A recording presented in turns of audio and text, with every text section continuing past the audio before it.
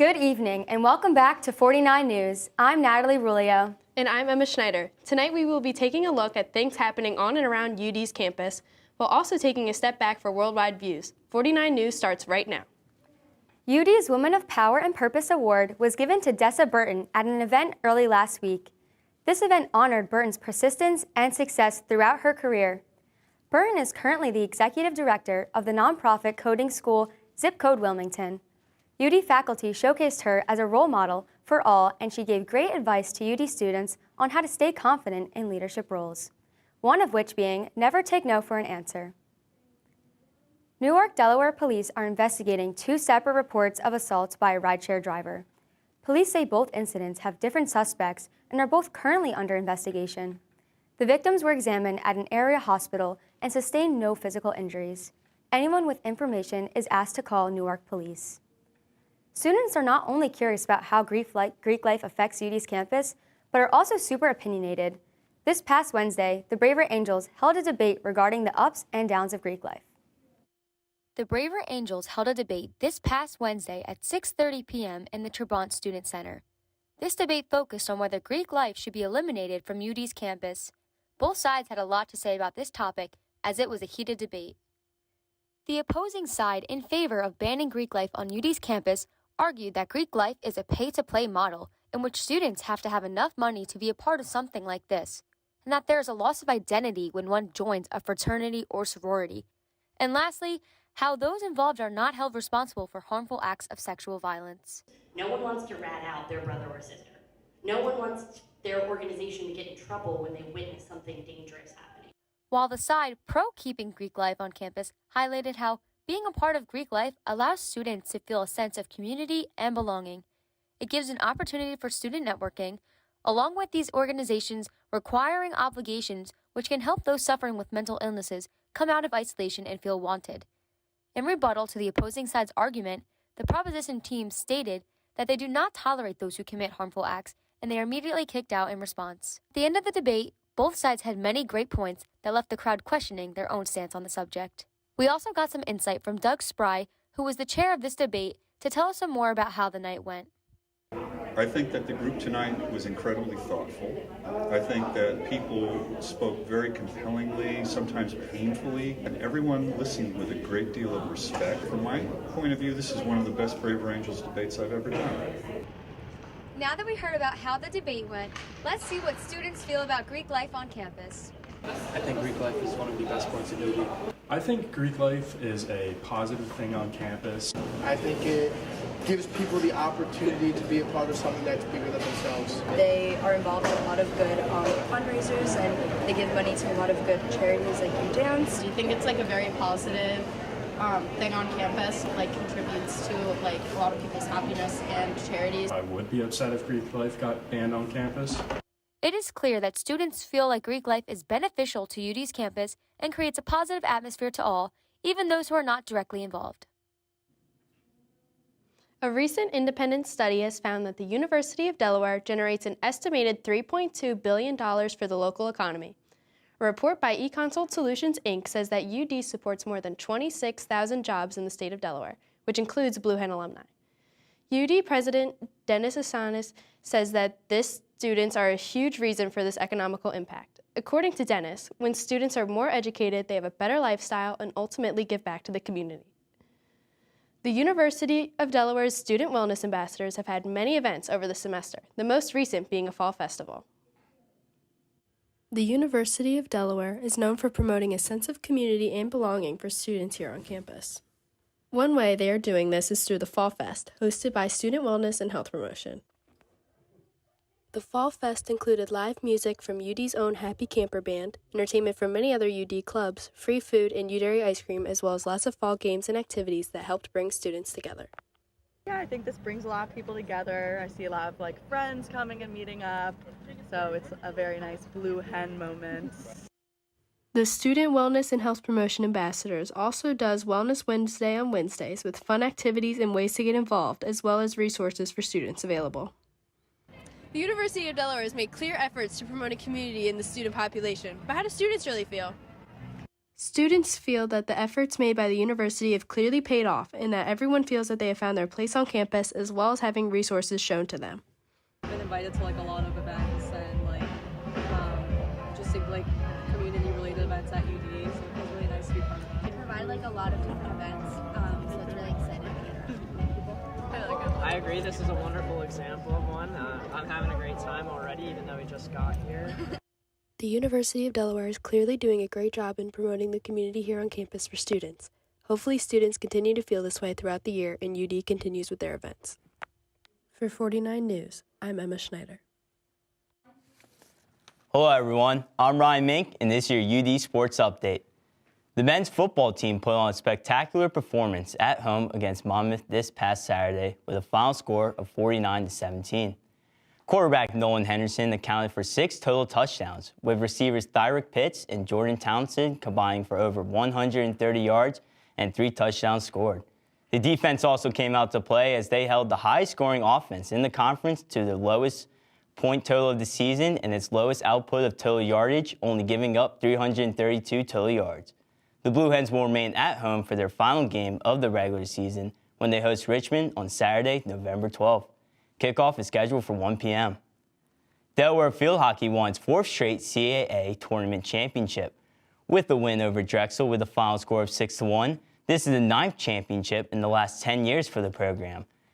And with the win, the Blue Hens received an automatic bid to the NCAA tournament, and Sunday's selection show revealed the Blue Hens will face Lehigh in the first round of the tournament on Wednesday, November 9th at 2 p.m. Men's basketball tips off their regular season tonight at home against Wilmington. The defending CAA champs look to repeat again and will be led by Jameer Nelson Jr. and Jair Davis, who were both named to all CAA preseason teams. As for the women's team, they are currently in Virginia to take on Longwood. The girls will also look to repeat as CAA champions, but the team will look a little different this year, with new head coach Sarah Jenkins coaching her first game for the Blue Hens.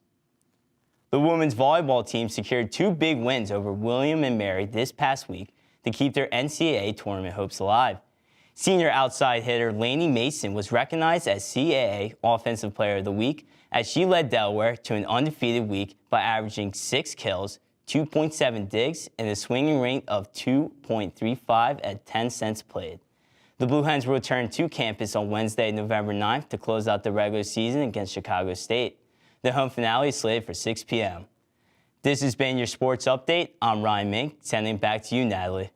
Thank you, Ryan, for the UD Sport Update. The only feeling better than winning the lottery is winning the lottery twice. An anonymous 70-year-old Delaware woman won $1,100 from an instant game lottery ticket purchased in Newark, Delaware. On the drive back home from the lottery headquarters after collecting her winnings, this lady decided to test her luck again, which led to her winning another $300,000. This anonymous woman plans on using the money won for her retirement fund. Over the past weekend, the Newark Senior Center held their Fall Craft and Vendor Fair. The event took place inside the Senior Center as over 30 different vendors attended and sold a variety of products, from homemade clothing and candles to sweetening food recipes to even a book sale. You could find a diverse set of products sold at the fair. The fair concluded with a 50-50 raffle winner and free refreshments to everyone attending. Events like these are common at the Senior Center, and to find more information on upcoming events, go to the Special Events tab at their webpage, newarkseniorcenter.com. UD is offering a unique study abroad experience to Paris this January. Sarah Corallo has the story. This January, Professor Ryan Sanders is hosting a study abroad trip to Paris, France. The trip focuses on international business management, and beyond exposing Blue Hens to the cultures of France, we are working alongside students from Paris to complete a mock trade mission on topics such as agriculture and technology in our countries. Our unique, I think, trick is the partnership with the Sorbonne Nouvelle. We have between 25 and 35 students who are project management majors, and we work together with them on group workshops. They come here to visit us, which they're here behind us right now. And I think the exchange aspect of it is something not all trips are able to do. So we get to know our hosts in much more detail, and some of them we actually even call friends. Some UD students got to meet the Sorbonne Nouvelle students ahead of schedule during a day trip to Philadelphia. The French students were introduced to our beloved Dunkin', the Reading Terminal Market, and even saw the Liberty Bell. Prior to their day in Philadelphia, the Sorbonne Nouvelle students actually spent the week in another American city. The Sorbonne Nouvelle students spent this past week visiting and exploring New York City. They shared their opinions on American culture and what they thought of the Big Apple. The biggest culture shock I had, I think it's definitely the food and like the food portions. I think I said that a lot of times, but the food portions are really big here, and yeah, we need to get used to that. I think even after like a whole week here, we're still not used to it. One of the highlights of the United States for me, I'd say, well, New York in itself is an amazing city, so I'd say like New York would take the cake. On top of that, I'd say everything is so big and we're not used to it. So I'd say that we have a word in French for that. C'est dépaysant, which means it's like you like it's really a shock and it makes you feel like you're completely out of your country. And I love the fact that, well, yeah, it's just so big, so modern. This study abroad program gave UD students the amazing and unique opportunity to host citizens from another country and actually have conversations with them about our cultural differences. Based on the feedback about our big portion sizes, the American students should be sure to pack a lot of snacks come their January visit to Paris. I'm Sarah Crollo with 49 News. The University of Delaware is deep into an investigation after a swastika was found on display in a campus residence hall.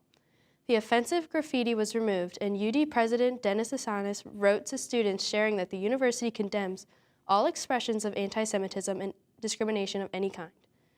However, a second incident raising equal anti-Semitism concerns was reported, in which UD's president claims is a misunderstanding.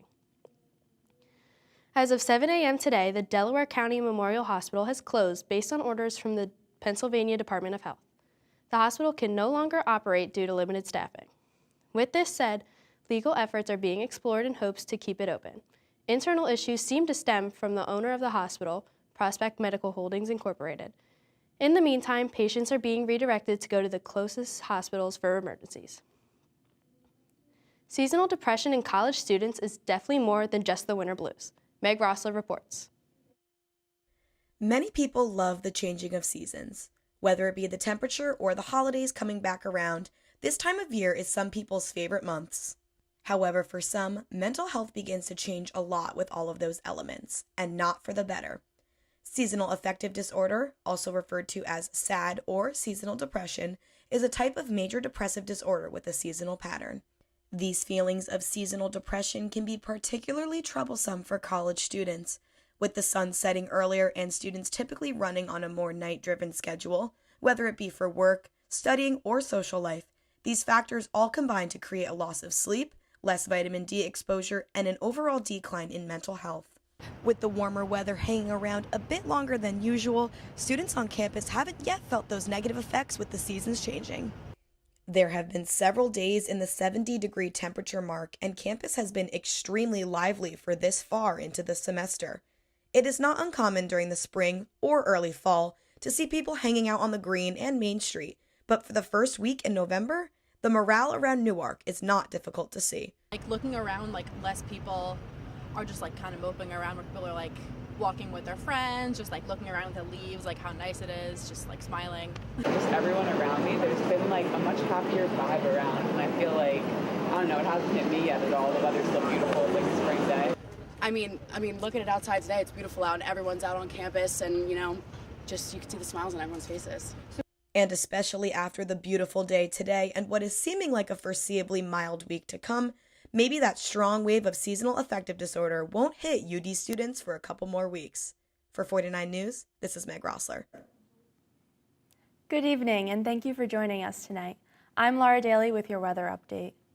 Taking a look at footage from earlier today, it was a pretty quiet start to the day. Breezy for the most part, with partly cloudy skies in the morning.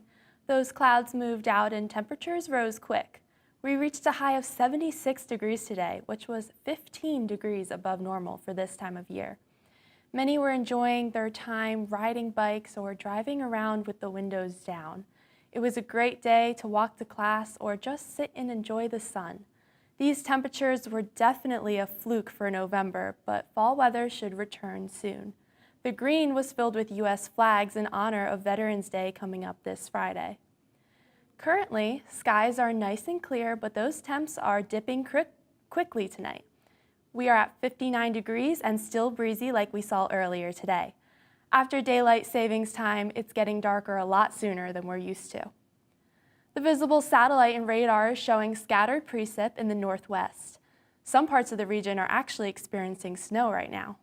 Not too much severe weather across the country, but definitely a good amount of clouds across the north and in the southeast. Across the mid-Atlantic, most of those clouds from earlier today have moved out of the area and are heading out into the Atlantic. Moving on to the tropics, what we're looking at here is Tropical Storm Nicole, which was just named a tropical storm this morning.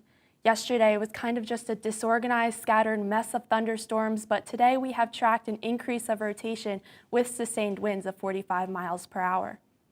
Zooming out, we see Nicole is sitting in the Caribbean, fueling up over those warm waters. The major issue with this storm is its location and the predicted path shown by the red cone. Unfortunately, things are not looking good for Florida, as that is where the models are confident it will make landfall Wednesday night and Thursday. It may also reach hurricane status by that time. The eastern coast of Florida should be on very high alert, as Nicole is expected to bring heavy rain, gusty winds, and storm surge along the coast. Only about a month after Hurricane Ian's destruction in the state, Florida simply cannot catch a break this tropical season. Looking at the GFS model of what the radar may look like in the next 5 days, Nicole will bring heavy rain to Florida, and then remnants of the tropical storm are expected to reach our area Friday and Saturday. The low pressure will combine with a cold front that will move the system out, and we should see some pretty cold temperatures after that. Exactly how much rain we will get is still up in the air, but we have a good chance of seeing some heavy rain for the weekend. Heading back to the forecast, Newark is expected to reach a low of 43 tonight, over a 30-degree difference from our high today. Clear skies for the most part, and then a few clouds may pop up as the sun rises tomorrow. A lunar eclipse will be happening tomorrow morning at 5:17 a.m., so if you are up early, make sure you check out the copper-red skies. Looking at the 5-day forecast, temperatures are looking a little closer to November weather. Highs in the upper 50s tomorrow and Wednesday, with temperatures rising to the mid-60s on Thursday. The next few days will be mostly sunny, so even though it won't be as warm as today, the conditions will still be great to be outside. Then on Friday and Saturday, temperatures will stay in the 60s, but that leftover rain from Nicole is expected to reach us. Heavier rain on Friday, and then the system should be out of our area by Saturday night, bringing a low in the 30s for that night and starting next week off with some chilly temperatures. That's all for your weather tonight. I'm Laura Daly. Thank you, Laura. Hello, my name is Grace McKenna, and this is your entertainment update. Former teenage acting and singing sensation Aaron Carter passed away at age 34 this past Saturday. Younger brother of the Backstreet Boys, Nick Carter, Aaron was best known for his album Aaron's Party, which included the hit song I Want Candy. That album and song only being released when he was 9 years old. Aaron allegedly began struggling with addiction and mental health in his later life, and his brother even filed a restraining order against him. There have been no comments or official announcements on the cause of Carter's death. Elon Musk officially took over ownership of Twitter last week, ending months of back and forth over the $40 billion deal. His acquisition, however, seemingly increased hate speech on the app. Racial slurs against Black and Jewish people grew, as well as messages against women in the LGBTQ+ community. Research studies also reported an increase in accounts advocating for the harassment and misgendering of trans public officials. Musk then tweeted that comedy is now legal on Twitter. Among the users protesting Musk's acquisition, several celebrities have announced their intention to quit the app. In lighter news, Rebel Wilson had a pitch-perfect announcement. She's a mom. The actress welcomed her first child, a daughter named Royce Lillian, who was born via surrogate this past week. Royce's Instagram debut resulted in cheers and congratulations from celebs worldwide. Rebel's sweet announcement comes just 2 days after she shared another piece of personal news. She's not engaged. British social media star Sophia Grace, who gained fame after appearing on the Ellen DeGeneres show as a child, revealed that she is expecting a little boy at the age of 19. Grace shared this exciting news about her pregnancy via YouTube. In the next couple of weeks, we've got some new music coming from some older artists like Bruce Springsteen and Nickelback, as well as an anticipated albums from Louis Tomlinson and Brockhampton's final album, Together as a Band. And it's just about award season. The Country Music Awards will be on ABC this Wednesday at 8 p.m., hosted by Luke Bryan and Peyton Manning. It's getting to be that time of year. Holiday Baking Championship is back on Food Network this week, as well as several new Lifetime movies on the way. And lastly, Marvel's Black Panther: Wakanda Forever is in theaters this Friday, November 11th. That's all the entertainment news we have for you tonight. I'm Grace McKenna. Your anchors Natalie and Emma will be back right after this short break.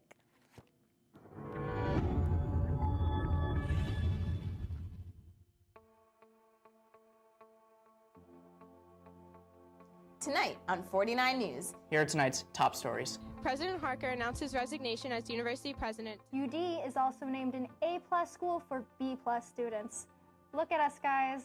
We're adequate. I'm Kyle Coulter, and welcome to the 49 News Blue Hen Sports Report. I think we're a top 10 team in the nation. We've had so many injuries and illnesses, and I give them a ton of credit.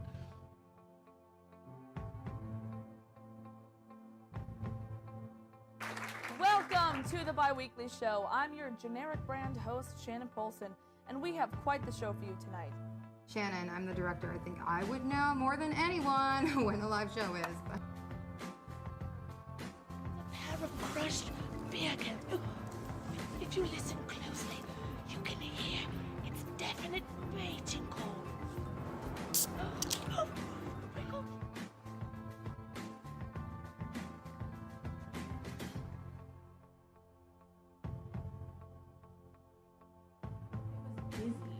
I was 13 and I was too busy to go to the bathroom for 48 hours. That's what I said.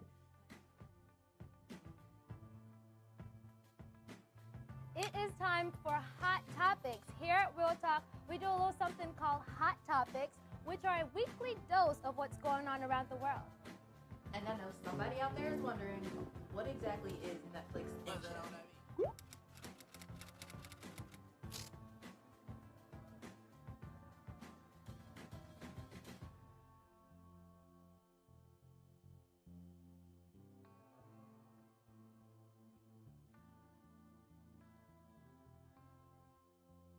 Make sure to catch us at stn49.com/live. I'm Melissa Duarte. Good night.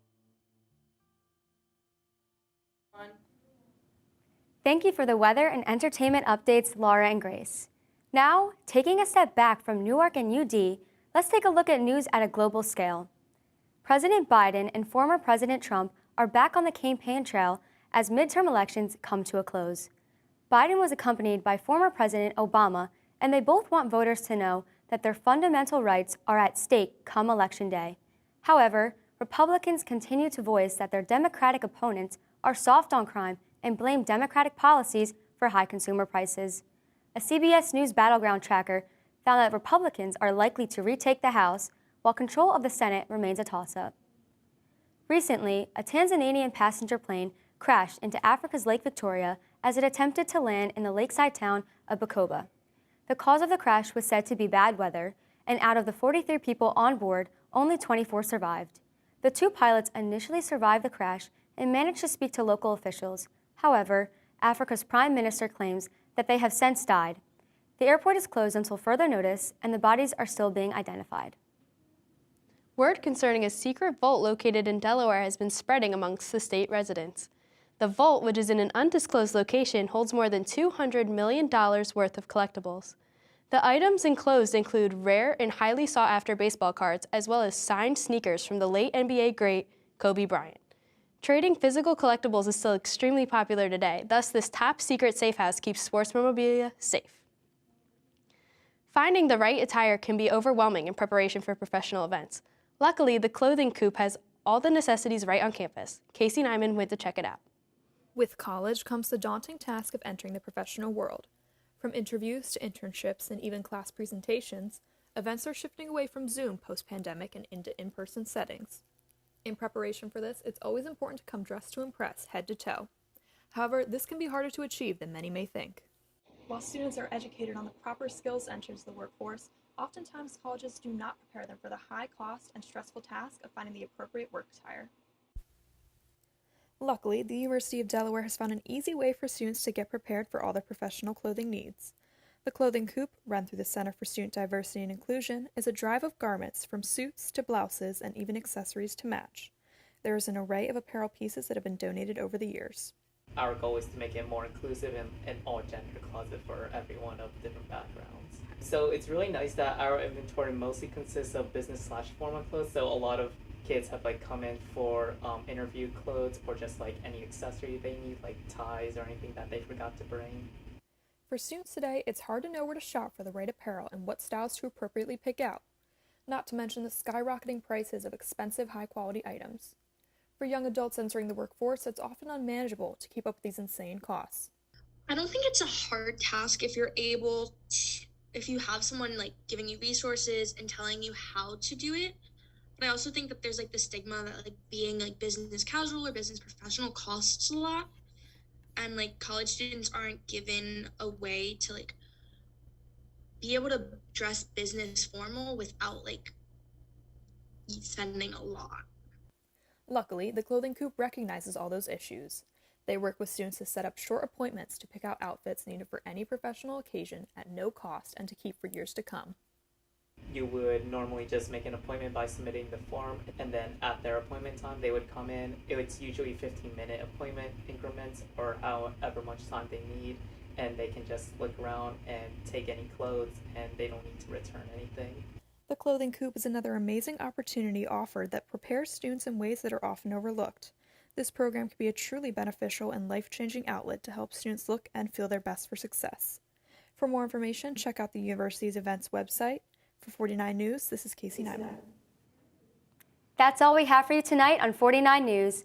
Thank you for joining us, and make sure to tune in to our final show of the semester on December 5th. Be sure to follow us on social media at 49 News. It's been a pleasure being your host tonight. I'm Emma Schneider. And I'm Natalie Rulio. From all of us here, have a good night and stay safe.